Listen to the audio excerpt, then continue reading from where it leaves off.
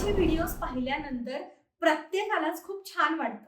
पण काही अशा कमेंट्स असतात ज्यामधून तुम्ही सांगितलेलं असतं, की व्हिडिओ पाहिले की छान वाटतं, पण ते सगळं तू सांगतेस ते करायला जमत नाही. ते करायला जमण्यासाठी तुम्हाला प्रोत्साहनाची गरज आहे आणि तेच प्रोत्साहन आजच्या या व्हिडिओमधून मी घेऊन आलेली आहे. ते काय हे जाणून घेण्यासाठी आजचा हा व्हिडिओ शेवटपर्यंत पाहत राहा.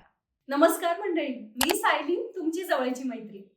दर आठवड्याच्या मंगळवारी, गुरुवारी आणि रविवारी मी व्हिडिओ घेऊन येत असते. तुम्ही जर चॅनलवरती नवीन असाल तर प्लीज चॅनलला सबस्क्राईब करा, त्याच्या शेजारचं बेल आयकॉन प्रेस करा, जेणेकरून माझा व्हिडिओ आल्याचं नोटिफिकेशन तुमच्या मोबाईलवरती येईल आणि तुमच्याकडून आपल्या चॅनलवरचा एकही व्हिडिओ मिस होणार नाही.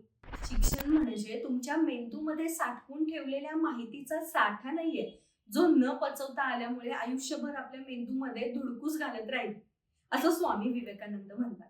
म्हणजे बघा, बऱ्याच ठिकाणी बऱ्याचदा आपण भरपूर माहिती गोळा करतो, पण ती अंमलात आणताना आपण कमी पडतो.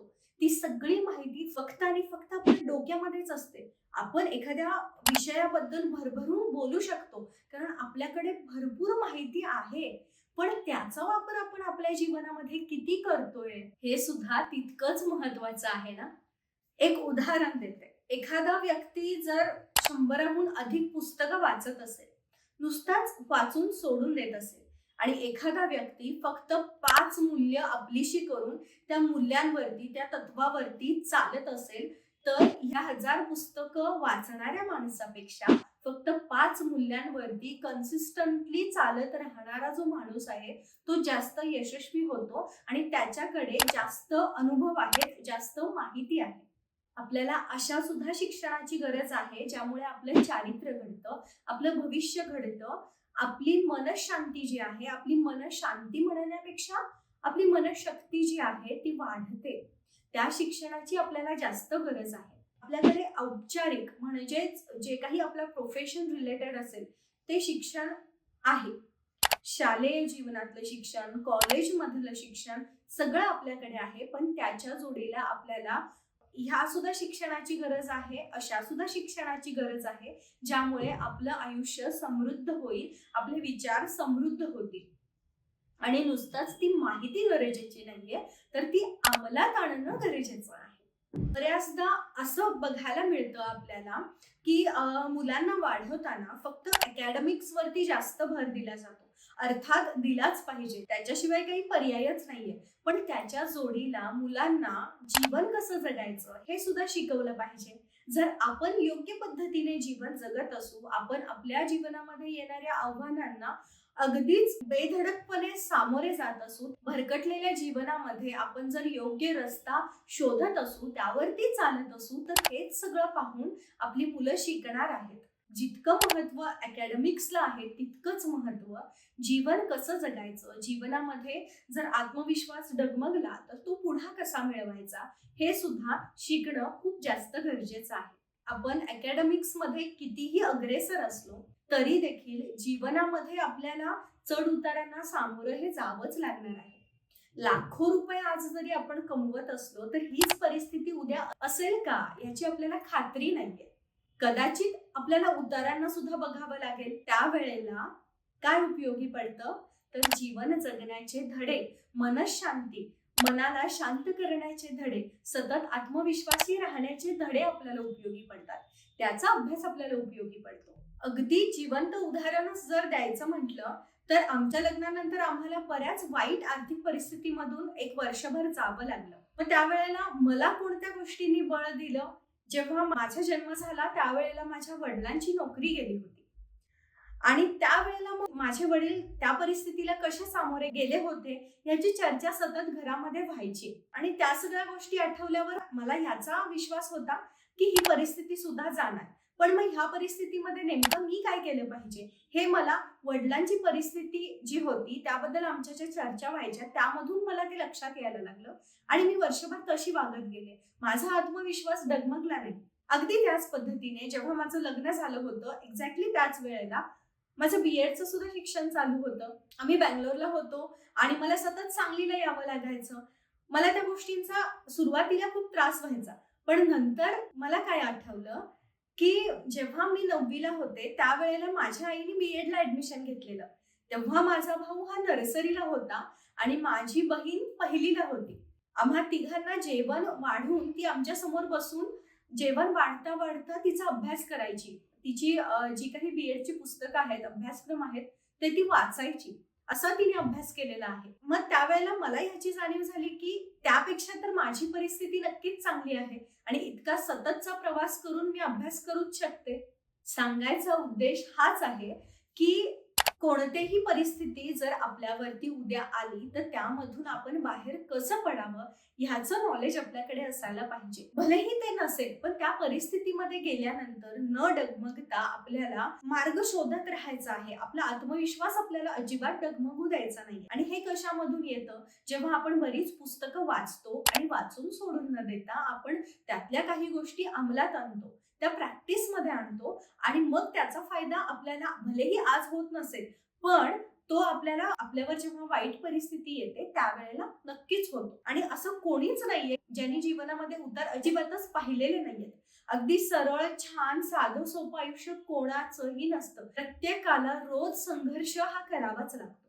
मग ह्या संघर्षामधून जर बाहेर पडायचं असेल तर त्या संघर्षामध्ये टिकून राहणं खूप गरजेचं असतं. आणि आपण केव्हा टिकून राहू शकतो? ज्या वेळेला जीवन जगण्याची उत्तम कला आपल्याकडे असेल. आणि ही कला कशामधून मिळते? तर वेगवेगळ्या वाचनामधून, वेगवेगळ्या लोकांचे अनुभव ऐकण्यामधून आपल्याला अनेक गोष्टी शिकायला मिळतात. आणि मग जेव्हा आपल्यावरती तशी परिस्थिती येते त्यावेळेला आपल्याला आठवतं की त्या व्यक्तीने त्याच्यावरती ही परिस्थिती आल्यावर असं वागलं होतं, अशा अशा अशा गोष्टी केलेल्या होत्या आणि मी थोडंसं तसं करून बघते. कदाचित मला आता ह्या परिस्थितीमधून बाहेर पडण्यासाठी त्या गोष्टींची मदत होईल. ह्यासाठी आपल्याला सतत समोरच्या व्यक्तीला भेटल्यानंतर त्याच्या संघर्षाबद्दल विचारायचं आहे, जाणून घ्यायचं आहे आणि आपण त्या अशा कोणत्या गोष्टी आहेत ज्या रोजच्या जीवनामध्ये अंमलात आणू शकतो त्या अंमलात आणायला सुरुवात करायची आहे. आपल्याला ना अलीकडे आजूबाजूच्या नकारात्मक गोष्टीकडे लक्ष देण्यापासून वेळच मिळत नाहीये. किती आपण तेच तेच तेच तेच बोलत बसतो की माझ्यासोबत असं होतंय, माझ्यासोबत तसं होतंय. आपण कधीच असं म्हणत नाही की आता मी हे केलं पाहिजे, आता मी असं करून बघते, आता मी तसं करून बघते. थोडासा दृष्टिकोन बदलायची गरज आहे आणि तो दृष्टिकोन केव्हा बदलतो? ज्या वेळेला आपण वेगवेगळ्या गोष्टी, जी वेगवेगळी माहिती आपण वेगवेगळ्या गोष्टींमधून घेतो ती अंमलात आणायला सुरुवात करतो. जर आपण अनेक मोठमोठ्या व्यक्तिमत्वांचा अभ्यास केला तर आपल्या लक्षात येतं की सहजासहजी कोणाला काहीच मिळालेलं नसतं. आणि जर आपल्याला कोणता तरी त्रास होत असेल तर नक्कीच आपण त्या त्रासाला सहन करून करून खूप स्ट्रॉंग होणार आहोत, खूप खंबीर होणार आहोत आणि आपण वेगळं काहीतरी करून जाणार आहोत. पण जर आपण त्याच त्रासांना धरून बसलो आणि आपल्याकडे असलेल्या माहितीचा वापरच आपण केलेला नाही तर आपण त्यामधून अजिबातच बाहेर पडणार नाही आणि आपण वेगळं काहीच करू शकणार नाही. आपल्याला काहीतरी खूप छान आणि खूप वेगळं आणि खूप मोठं काहीतरी करायचं असेल तर जी माहिती आपण बघतोय, वाचतोय, ऐकतोय ती हळूहळू आपल्या जीवनामध्ये अंमलात आणायला सुरुवात करायची. मेंदूमध्ये ठेवून ठेवून काय करायचंय? किती डोकं गच्च होतं, आपल्याला सगळं माहिती असतं पण आपण काहीच अंमलात आणत नाही आहोत.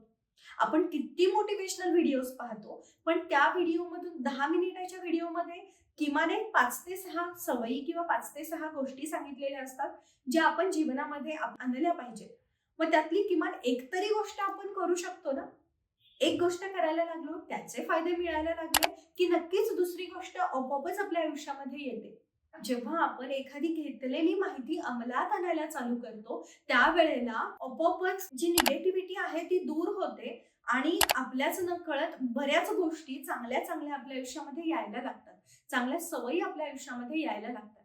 आपण व्यायाम केला पाहिजे, आपण वाचन केलं पाहिजे, आपण योग्य आहार घेतला पाहिजे, सगळं आपल्याला माहिती आहे. पण आपण करतोय का? काहीच नाही. आपलं ना आपल्या भावनांवरती कंट्रोलच नसतं. समोर एखादी गोष्ट दिसली की आपण लगेच सगळ्या जी आपल्याकडे असलेली माहिती आहे ना ती विसरून जातो एका क्षणिक सुखांसाठी. म्हणजे एखादं पुस्तक वाचताना जर समोर एखादी सिरीज किंवा एखादी सिरियल लागली तर आपण वाचणारं पुस्तक सोडून देतो आणि ते बघत बसतो. हा, जर त्यामधून आपल्याला खूप छान काहीतरी मिळत असेल तर बघायला काहीच हरकत नाहीये. पण नको ती गोष्ट बघण्यामध्ये आपण का आपला वेळ वाया घालवतोय? जर समोर आपल्याला ब्रेडचा पुडा दिसला तर आपण दिवस रात्र ब्रेडच खात बसतो. असं नाहीये की ब्रेड खायचं नाहीये, पण ते खाण्यामध्ये लिमिटेशन्स असतात ना. ते खाल्ल्याने काय होतंय ह्याची आपल्याला योग्य माहिती असते, पण ती माहिती आपण अंमलात आणतोय का? तिथं आपण कमी पडतोय. याचाच अर्थ आपल्या भावनांवरती कंट्रोल नाहीये. आणि ते कंट्रोल जर मिळवायचं असेल तर आपल्याला काय केलं पाहिजे? सरळ साधी गोष्ट आहे, आपल्याला ध्यान केलं पाहिजे आणि स्वतःला जबरदस्ती करून चांगल्या सवयी लावल्या पाहिजे.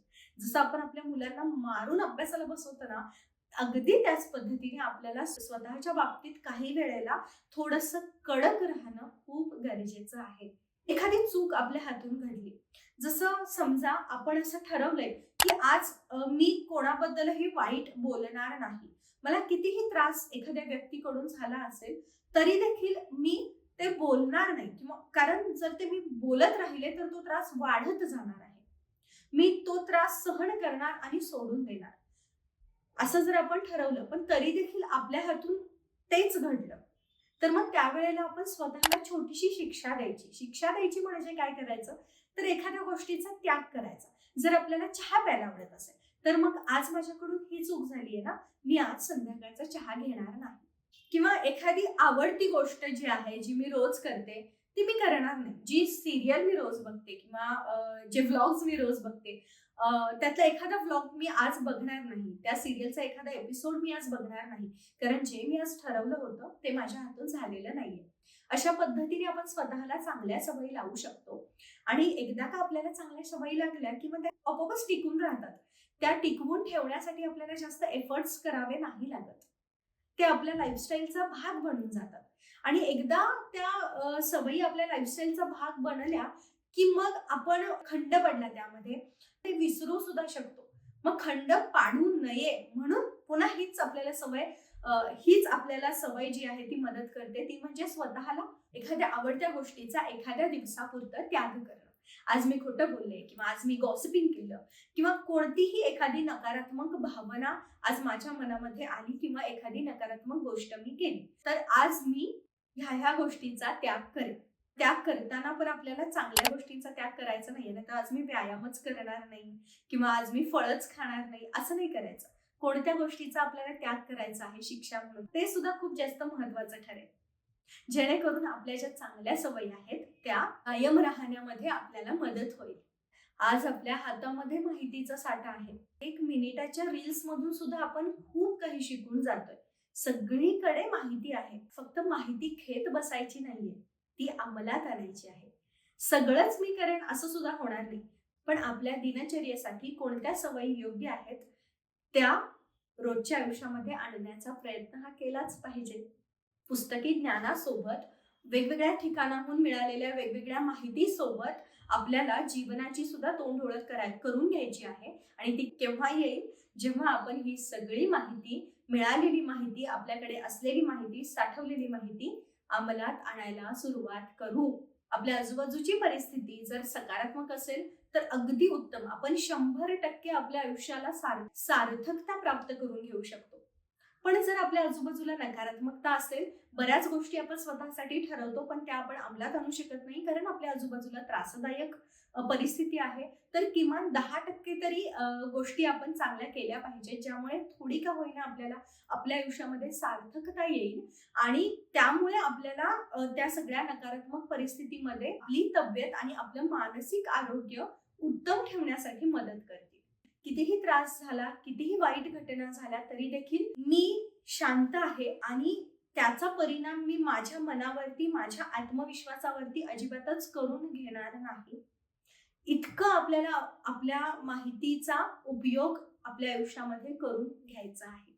इतकी सगळी माहिती आपल्याकडे असते आणि आतापासून त्या माहितीचा उपयोग आपल्याला करून घ्यायचा आहे. ती सगळी माहिती, त्या सगळ्या सवयी, ते सगळे कौशल्य आपल्याला स्वतःमध्ये आणण्याचा प्रयत्न करायचा आहे, ज्याने आपलं सुद्धा आयुष्य सुधारणार आहे, आपला सुद्धा आत्मविश्वास डगमगणार नाहीये, आपण सुद्धा उत्तम पद्धतीचं आयुष्य जगू शकू, भलेही आपल्या आजूबाजूला कितीही त्रासदायक गोष्टी घडत असतील तरी देखील. आणि आपल्यामुळे, आपल्या वागण्यातून, आपल्या सगळ्या या कौशल्यावरून आपल्या मुलांना सुद्धा त्याचा फायदा होणार आहे, आपल्या आजूबाजूच्या मंडळींना सुद्धा त्याचा फायदा होणार आहे. बरं, हा व्हिडिओ इथपर्यंत पाहिल्याबद्दल तुम्हा सगळ्यांचे खूप खूप खूप आभार. तुम्ही ज्या पद्धतीने आपल्या चॅनलवरती प्रेम करताय, मला जे काही भरभरून आशीर्वाद देताय त्याबद्दल खूप कृतज्ञता. लवकरच अशाच एका नवीन विषयासोबत, व्हिडिओसोबत मी तुम्हाला भेटेन. तोपर्यंत स्वतःची काळजी घ्या आणि जी काही माहिती मिळवताय ती सगळी माहिती अंमलात आणण्याचा प्रयत्न करा. बाय.